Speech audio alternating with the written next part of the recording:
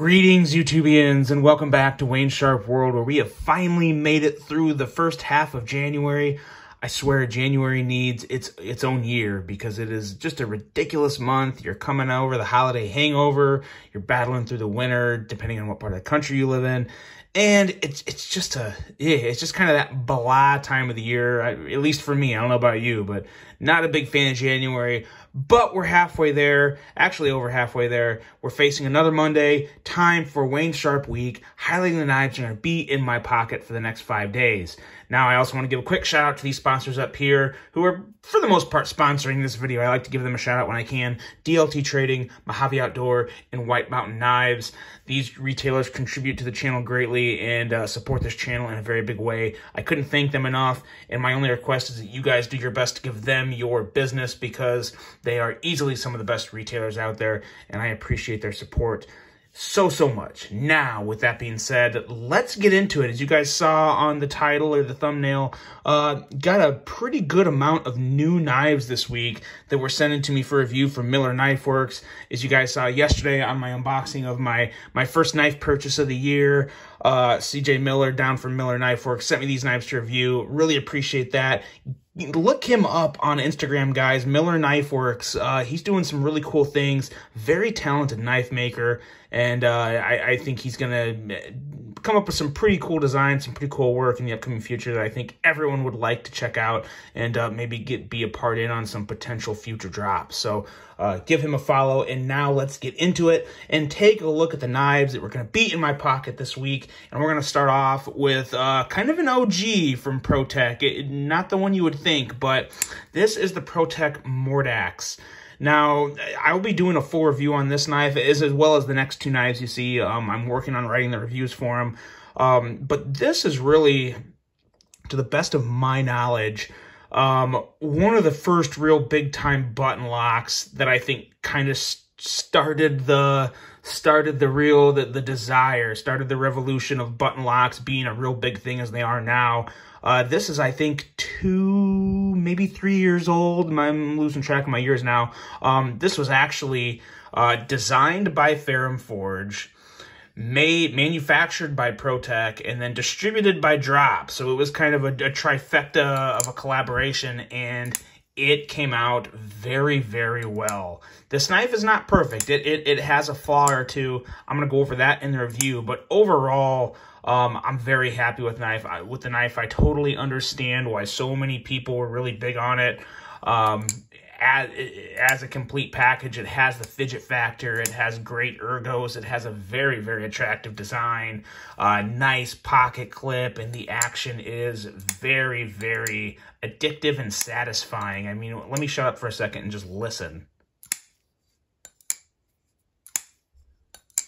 Very nice acoustics, and just a fun knife to carry and fidget with, but of course, more than anything, use CPM 20 CV steel on a rather beefy blade.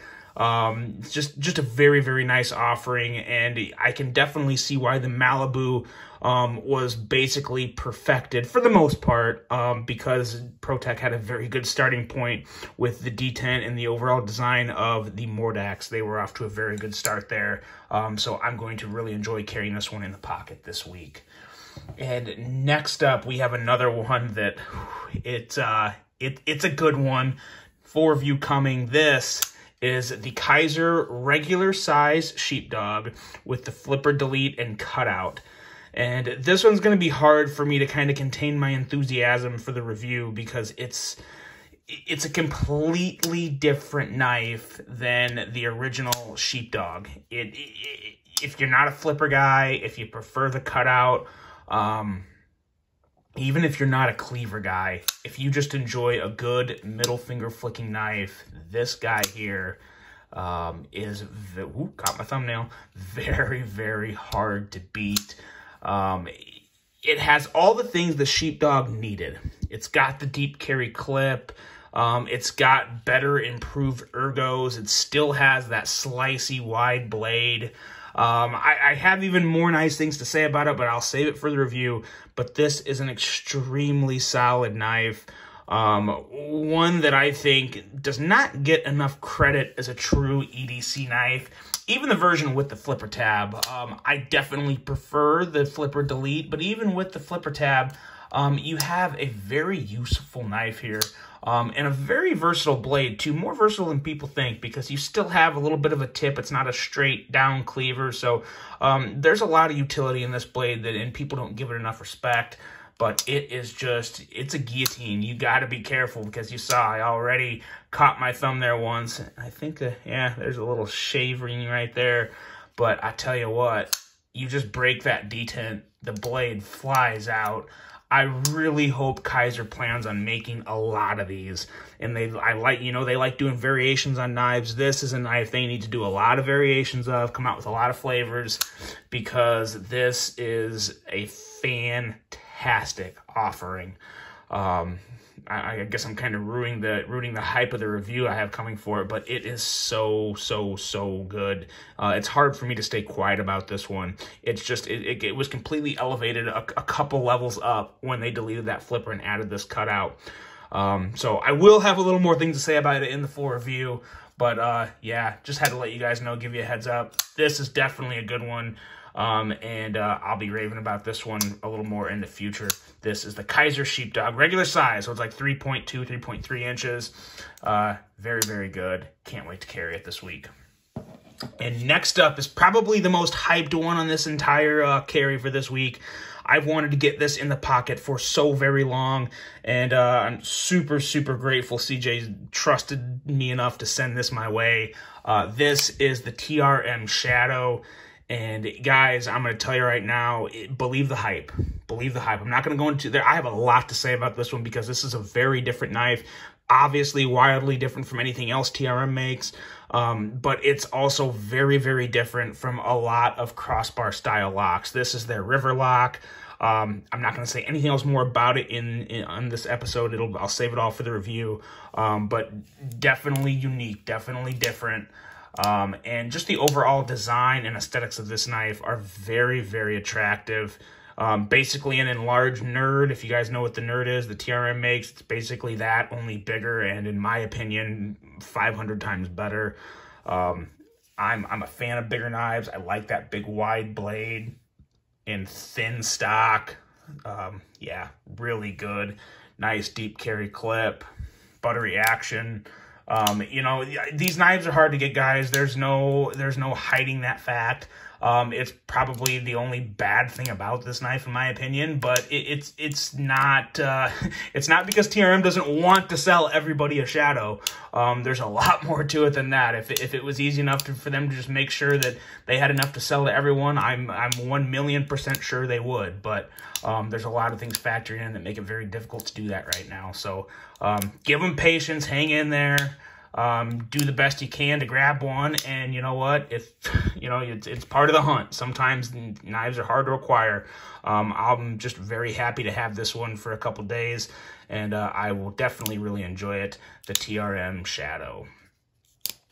And now we got a couple that you guys have probably seen before. This here is the Sharp by Design Void.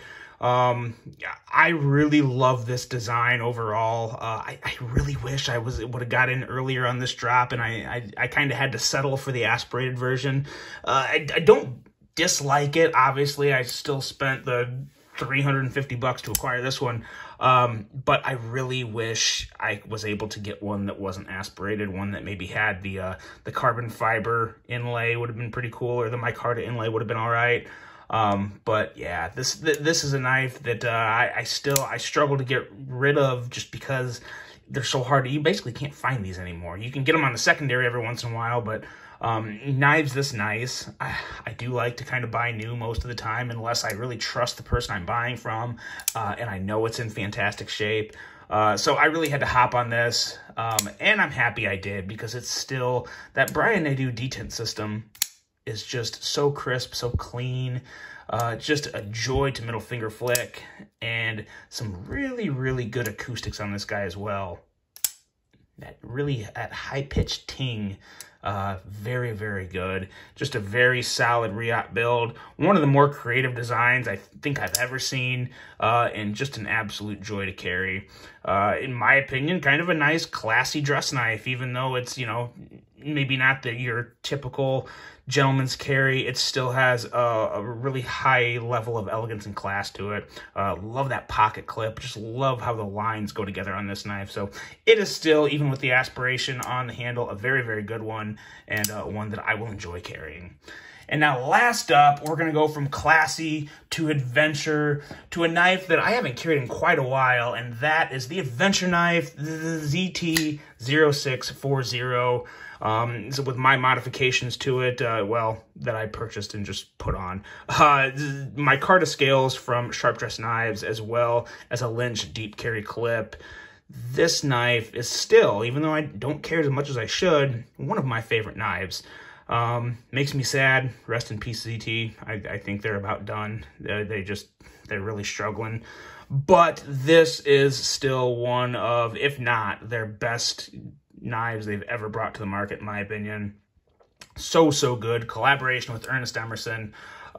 Just a very nice size for me. Ergos are very good. The thumb disc, I wouldn't mind seeing thumb discs on knives more. This one works great for me. They can be really bad sometimes, but if they're done right, in my opinion, they work just as good as thumb studs. And after I do that, this one's no exception. You just have to kind of get a feel for it.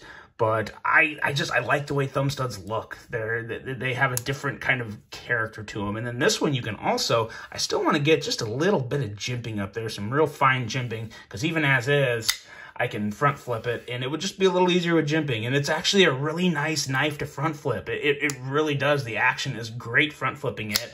And this knife is on washers. One of the best knives I've ever handled on washers. Definitely in my top, I would say 3 or 5 knives with washers. Very, very nice. And again, like I said before, just a knife that kind of screams adventure to me. It's one that I just really enjoy and don't plan on ever getting rid of, the ZT-0640.